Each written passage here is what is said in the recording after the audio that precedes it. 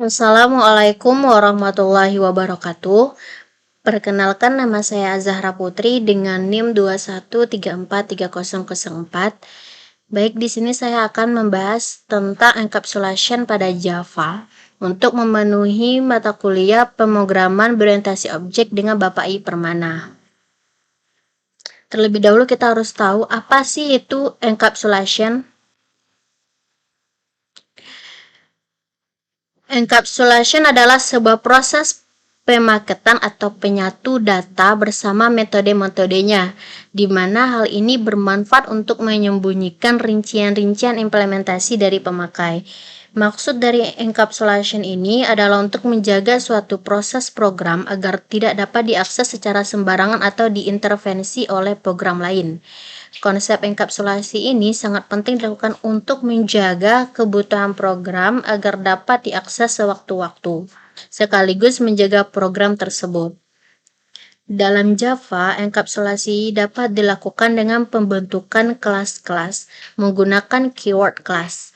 Dalam kehidupan sehari-hari, enkapsulasi dapat dimisalkan sebagai arus listrik pada generator dan sistem perputaran generator untuk menghasilkan arus listrik.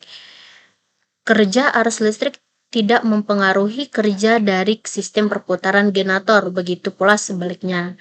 Karena di dalam arus listrik tersebut, kita tidak perlu mengetahui bagaimana kinerja sistem perputaran generator, apakah generator berputar ke belakang atau ke depan atau bahkan serong.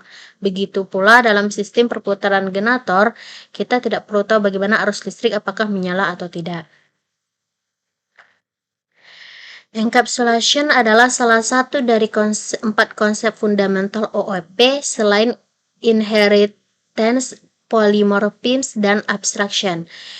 Encapsulation adalah teknik membuat fleet di kelas dengan atribut privat dan menyediakan akses ke fleet tersebut melalui public methods. Jika fleet dideklarasikan privat, fleet tersebut tidak dapat diakses oleh siapapun di luar kelas, sehingga fleet akan tetap tersembunyi di dalam kelas. Untuk alasan inilah, encapsulation juga disebut sebagai data hiding. Encapsulation dapat digambarkan sebagai pelindung yang mencegah kode dan data diakses secara acak oleh kode lain yang didefinisikan di luar kelas. Kata kunci privat adalah sebuah modifier untuk membatasi hak akses pada variabel, kelas, dan metode. Jika data-data di set hak aksesnya menjadi privat, maka data tersebut hanya bisa digunakan oleh kelas itu sendiri dan tidak bisa digunakan oleh kelas luar manapun. Kita hanya dapat mengakses data tersebut dengan menggunakan metode public getter dan setter. Lanjut, ada 2 hal yang mendasar dalam enkapsulasi. Yang pertama yaitu information hiding, untuk mengakses atribut atau metode menggunakan objek secara langsung. Hal ini karena akses kontrol yang diberikan pada atribut dan metode di dalam kelas tersebut adalah public, untuk menyembunyikan informasi dari suatu kelas sehingga anggota kelas tersebut tidak dapat diakses kelas lain, yaitu dengan memberi hak akses privat pada atributnya. Yang kedua yaitu interface to access data. Interface to access data ini merupakan cara melakukan perubahan terhadap atribut yang disembunyikan. Caranya adalah dengan membuat suatu interface berupa metode untuk menginisialisasi atau berubah nilai dari suatu atribut tersebut. Manfaat utama teknik encapsulation adalah kita mampu memodifikasi kode tanpa merusak kode yang telah digunakan pada kelas ini. Manfaat encapsulation. Teknik encapsulation memiliki beberapa manfaat sebagai berikut. Yang pertama yaitu menjaga perubahan langsung pada fleet object. Ini dapat berguna saat nilai baru sebuah fleet perlu divalidasi terlebih dahulu. Yang kedua yaitu menyembunyikan representasi internal sebuah objek dan hanya mengekspos apa yang relevan dilihat dari luar. Kompleksitas internal pada objek bersangkutan tidak perlu terekspos pada tempat lain. Yang ketiga yaitu menjaga agar metode dengan hak akses publik pada kelas tidak perlu ikut berubah saat feed atau metode internal kelas bersangkutan berubah, sehingga bagian program di tempat lain yang menggunakan objek dari kelas tersebut tidak perlu ikut berubah. Yang keempat yaitu memudahkan debugging. Titik-titik pada getter dan setter adalah kandidat yang tepat untuk menjadi debugging breakpoint. Lanjut, di sini saya akan bahas tentang encapsulation dengan getter dan setter. Getter adalah metode yang disediakan untuk mengakses nilai feed tertentu pada objek. Penamaan metode getter diawali dengan set diikuti dengan nama feed yang bersangkutan dengan mengikuti kaidah camel case. Misalkan, kelas buku yang memiliki feed judul, pengarang, dan tahun terbit akan memiliki metode get judul, get pengarang, dan get tahun terbit. Sedangkan setter adalah metode yang disediakan untuk mengganti nilai feed tertentu pada objek. Penamaan metode setter diawali dengan set diikuti dengan nama feed yang bersangkutan dengan mengikuti kaidah camel case. Misalkan kelas buku yang sama akan memiliki metode set judul, set pengarang, dan set tahun terbit.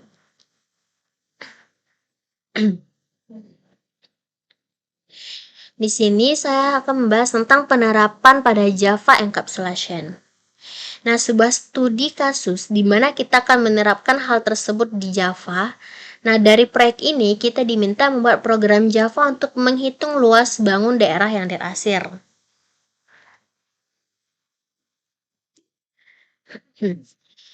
Di sini terdapat ide penyelesaian. Nah, pada kasus ini kita dapat identifikasi bahwa terdapat beberapa gabungan bentuk bangun datar, yaitu dua buah segitiga ADF dan CFB. Selain itu terdapat pula bangun persegi panjang CDEF serta bangun setengah lingkaran di dalam persegi panjang CDEF. Berdasarkan identifikasi tersebut, kita akan mendapatkan luas daerah yang diarsir dengan menjumlahkan luas dari segitiga ADF dan CBF dan juga luas persegi panjang CDEF. Selanjutnya, total luas ketiga bangun ini dikurangi dengan luas setengah lingkaran yang ada di dalam persegi panjang CDEF. Misal kita beri nama setengah lingkarannya dengan X.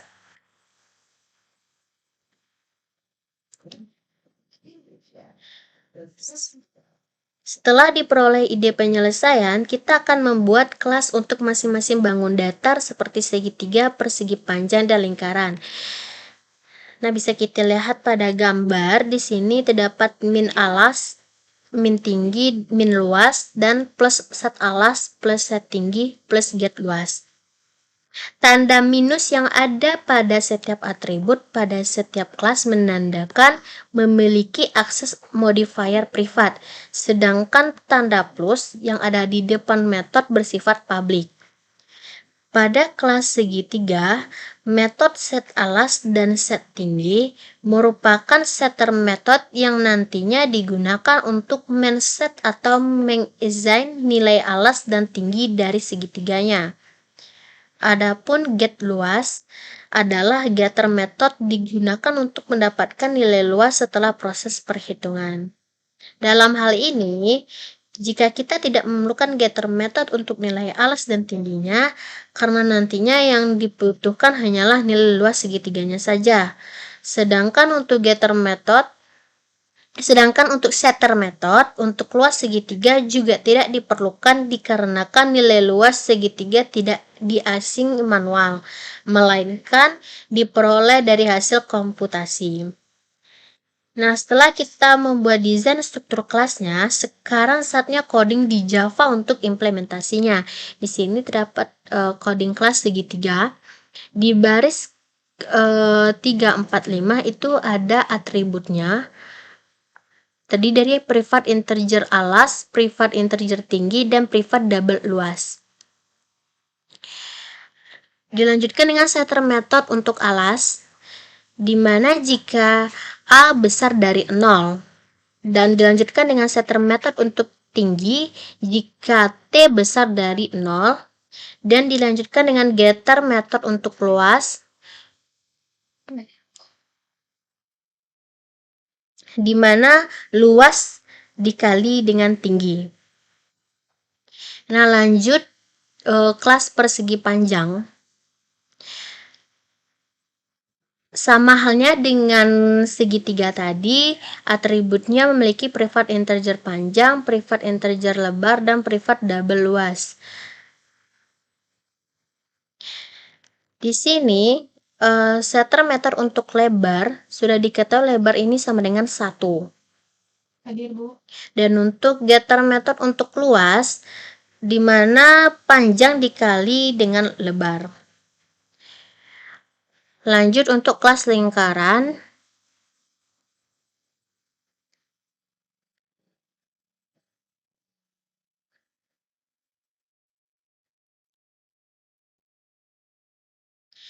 Setelah kita buat coding untuk kelas dari masing-masing bangun datar, selanjutnya kita buat main kelasnya yang di dalamnya terdapat proses untuk menghitung daerah yang diarsir.